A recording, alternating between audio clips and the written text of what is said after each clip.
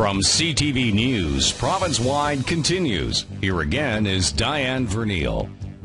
After spending a few years as a top international model, Nicole Clark didn't like what she was seeing.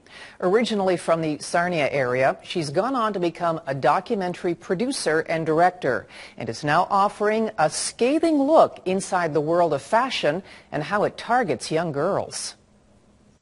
Nicole Clark was recently a special guest at a screening of her documentary, Covergirl Culture, put on by the Zonta Club of Kitchener-Waterloo.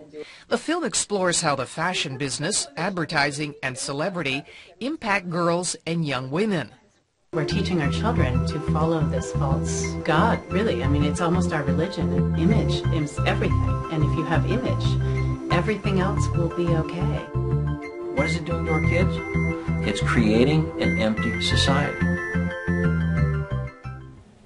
And Nicole Clark, director of Covergirl Culture, joins us in our studio now. Well, Nicole, how old were you when you got into the world of modeling? I was 18 when I started. And why did you want to pursue a career in modeling? Actually, I didn't want to pursue a career in modeling. I was sort of dragged in kicking and screaming. Well, what happened?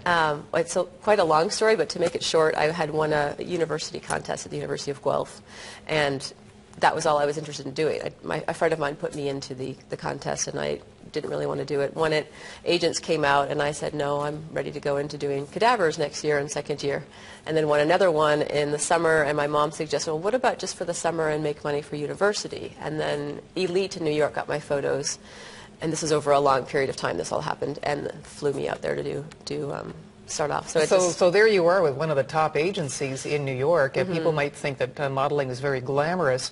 However, behind the scenes, what did you actually see and experience? Oh gosh, one of the shocking things for me was the being told that your diet will consist of herb tea and melon, and you need to be a diva. And I was also taken aside in Elite in Miami and told twice, don't talk on jobs. You're too intelligent. It intimidates the clients. Wow. So they were valuing me only for my exterior, and nothing of what was truly valuable in a person was valuable in that industry.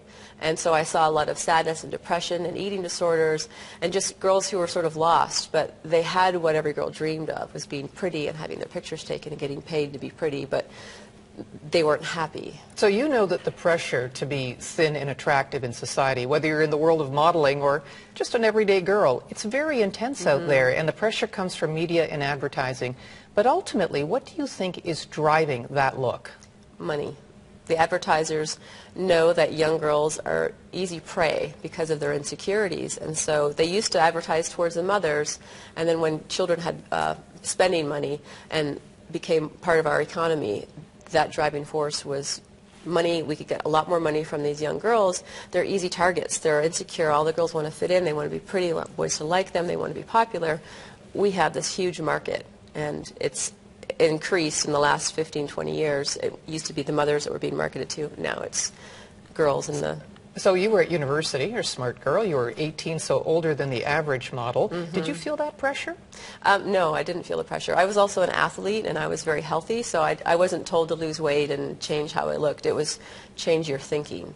Just be pretty. Don't talk. Don't be smart. And the other thing that we're seeing these days is the sexualization of girls, and they seem to be targeting younger ages now, too.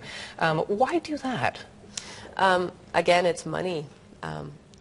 Advertisers are still looking for ways to make money, and sensationalizing things. We've become so desensitized to things that now we're looking at these pictures of 10 and 12-year-old girls in sexy lingerie from France, and here in Canada I think we have Licenza for girls now, and it's just making money. And until we as adults and educators stop and say, no, if we keep buying it, they're going to keep selling it to us.